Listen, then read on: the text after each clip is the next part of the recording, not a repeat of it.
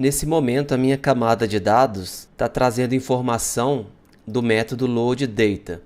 Esse método, por enquanto, ele está trazendo os dados fixos.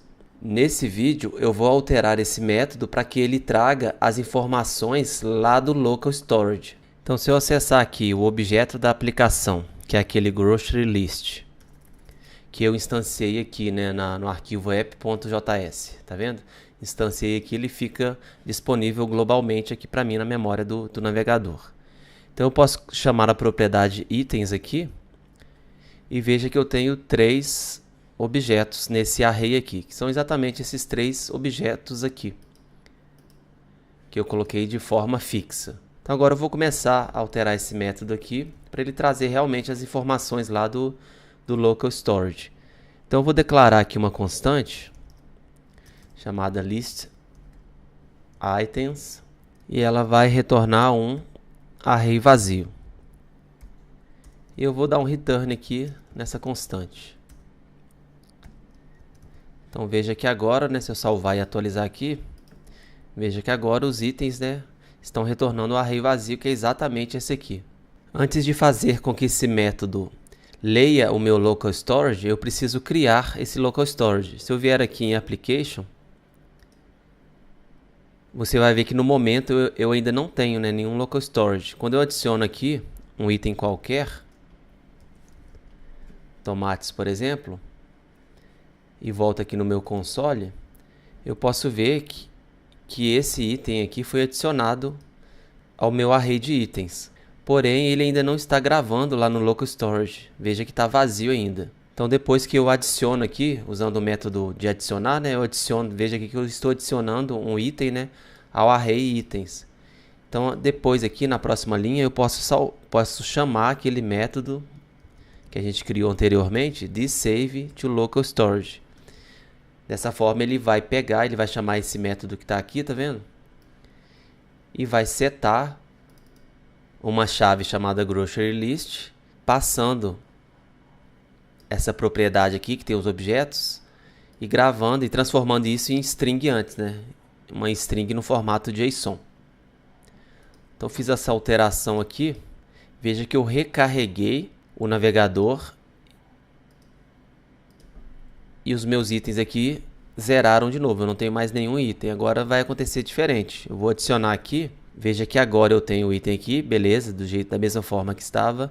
Porém, agora eu tenho esse item aqui também no local storage.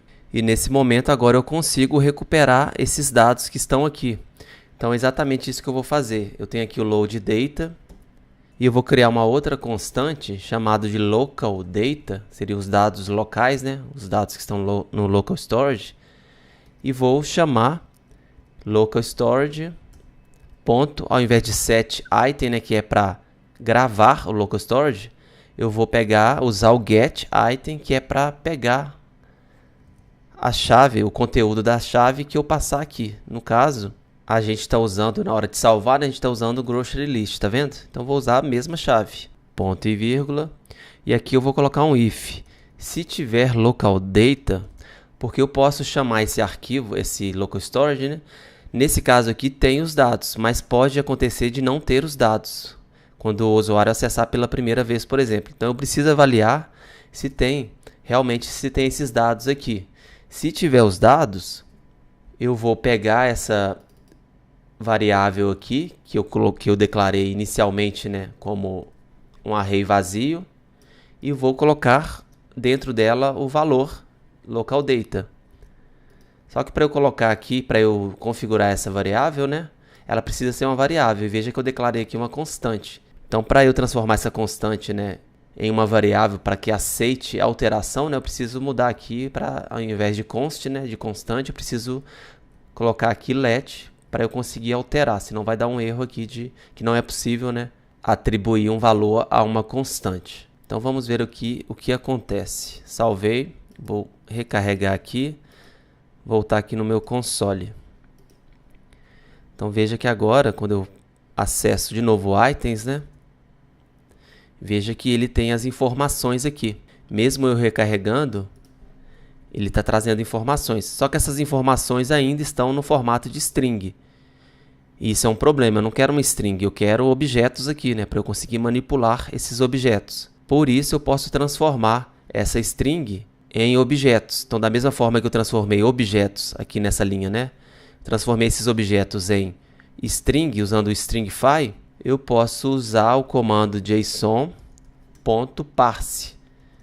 Nesse caso aqui ele vai fazer o inverso, ele vai transformar a string no formato JSON, vai transformar isso em objetos. Então salvei aqui e posso chamar aqui de novo. Olha que legal. Agora eu tenho os objetos aqui. Então se eu adicionar novos itens aqui e vier aqui chamar de novo, veja que está atualizando. E está atualizando mesmo se eu recarregar ou fechar o meu navegador. Porque agora eu tenho uma forma de persistência, que é exatamente, né, a minha persistência aqui é o local storage. Poderia ser um banco de dados, um acesso a um servidor remoto através de uma API.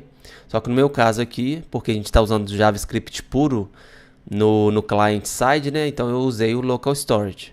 Beleza? Então se eu recarregar aqui, veja que os dados continuam aqui. Então a gente acabou de implementar a nossa persistência de dados aqui. É muito importante você ficar atento e entender, né, como funciona esse comando aqui, json.parse, que transforma uma string JSON em objetos JavaScript. Então esse processo de transformar, né, objetos em string usando o JSON stringify e depois reverter isso usando o JSON.parse faz parte do cotidiano, né, de um programador JavaScript. É muito comum a gente usar isso aqui para trazer informações, né, de uma API, de um servidor remoto e transformar esses dados em objetos do JavaScript que podem ser, né, manipulados aqui no console ou na sua aplicação mesmo. Então até separei essa referência aqui. Então lá no site do Mozilla tem mais informações, né, sobre o JSON.parse, vários exemplos aqui. Então acho que é importante você dar uma lida nisso aqui, mas ele é bem simples. Mas é importante você ficar atento aí a esses dois comandos. Tá ok? Voltando aqui, agora você percebe que eu tenho esses dois objetos aqui, né? Então eu posso pegar, inclusive, a posição 0, que eu quero pegar a minha posição 0 no array, e vem um objeto aqui com as minhas informações aqui, né? Então eu posso colocar itens na posição 0.name e pegar a informação aqui direto. Só que a gente chegou em um ponto que eu quero já mostrar na tela esses objetos aqui.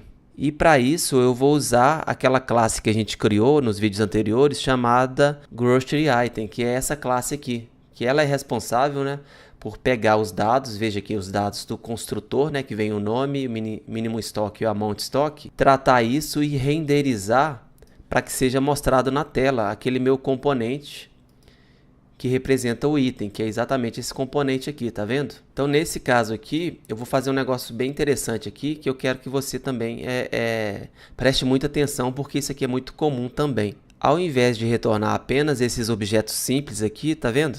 Com essas informações, eu quero instanciar o objeto do Grocery Item e retornar esse this.items, né? Ao invés de ter um array de objetos simples, eu quero que ele tenha um array de objetos que são instâncias do Grocery Item.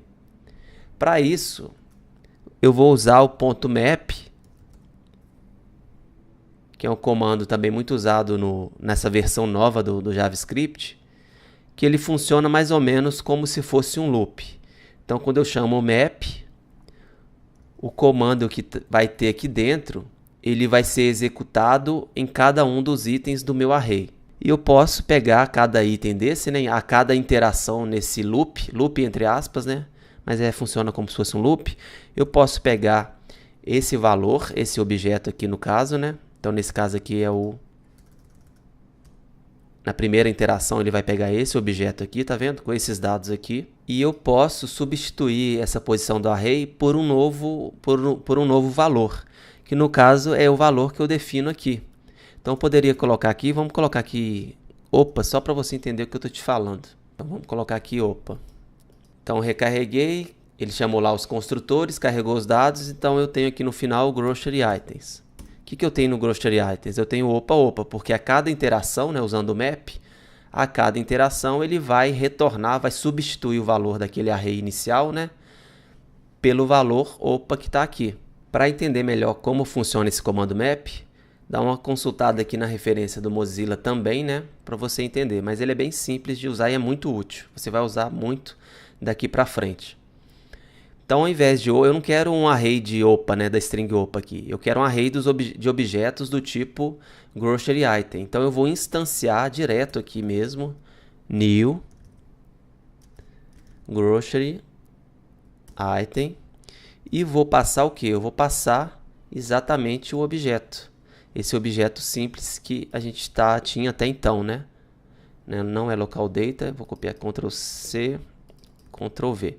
Então, quando ele chamar essa instância aqui do grocery item, passando esses dados aqui, name, minimum stock, amount stock de cada um dos objetos, ele vai chamar a classe grocery item aqui e vai configurar os valores aqui no construtor, tá vendo? Então, eu recebo um item e eu vou dividir esses dados aqui e a partir desse momento eu consigo chamar todos esses métodos aqui. Então, vou te mostrar aqui como vai funcionar. Então, vou salvar aqui. Veja que agora o meu this.items está retornando ainda um array, né? Só que um array de objetos do tipo grocery item. Isso aqui é sensacional. Porque agora a gente consegue chamar, dentro dessa lista aqui, a gente consegue chamar os métodos. Eu poderia, por exemplo, aqui no item da posição 0, que é esse aqui, né? Tomates, eu poderia chamar o método has to buy, para saber se tem que comprar ou não. Então ele retornou true, tá vendo? E eu posso chamar, aqui no grocery item, além do has to buy, né, eu posso chamar um método aqui, muito importante, que vai ser o render. E claro, na hora que eu chamar esse método, eu tenho que passar o elemento onde eu quero que seja renderizado aquele objeto, que é o que a gente já viu nos vídeos anteriores, quando a gente implementou essa classe aqui. Então, nada mais, a gente não está fazendo nada mais do que usar o código que a gente escreveu anteriormente para conectar esses componentes aqui. Então, eu posso vir aqui e realmente chamar o método, vou até apagar aqui, posso chamar o método render aqui, falando aonde eu quero, né, renderizar. No caso, eu quero renderizar, deixa eu ver aqui no HTML, eu ainda tenho aquela UL e tem a LI aqui, que tem o item 1, né? Então, eu posso falar que eu quero, eu quero renderizar aquele elemento dentro dessa LI aqui, que tem essa classe aqui. Então, o que a gente vai fazer? Aqui no render, eu vou chamar, claro, né? Aquela minha função lá para pegar o elemento, passando a classe, item 1. E vou chamar o método passando esse elemento. Então, veja o que vai acontecer. Quando eu clicar em Enter aqui, veja que o item foi renderizado. Ou seja, ele foi mostrado na tela. Eu poderia fazer o mesmo, né, com o meu outro item aqui. Não sei se você se lembra, né, eu tenho vários itens aqui. No caso, eu tenho 2 itens, né? Tenho esse item na posição 0 e tenho o item ovos na posição 1 aqui. Então, eu posso renderizar esse segundo elemento também. Segundo instância do componente. Nesse caso, eu vou vir aqui, ao invés da posição 0, eu vou pegar a posição 1. Ponto render e vou passar o elemento onde eu quero renderizar aqui. Eu poderia renderizar aqui na classe item.1, que é essa posição aqui, né? Item.1, item 1, mas eu quero pegar item 2 para aparecer aqui de baixo, né? Que na verdade aqui de baixo tem uma div que não está sendo mostrada. Uma div não, uma LI que não está sendo mostrada porque não tem nada dentro dela ainda. Então eu posso mudar isso aqui para item 2. Veja que ovos também foi renderizado. Tá ok? E é exatamente por isso que eu tive que fazer com que a minha classe grocery_list.items, né? Aqui a propriedade, no caso, .items, na hora de carregar, ela vem aqui, carrega thisLoadData, que é esse método aqui. E esse método vai acessar o meu local storage, né? E vai parsear, vai transformar essas strings que foram encontradas aqui, vai transformar em objetos. Na hora de retornar os dados aqui para o load data, ao invés de retornar um array de objetos simples, eu quero retornar array de objetos que são instâncias do grocery item, para eu conseguir fazer isso aqui que eu te mostrei, para chamar o método render e conseguir mostrar as informações aqui na tela.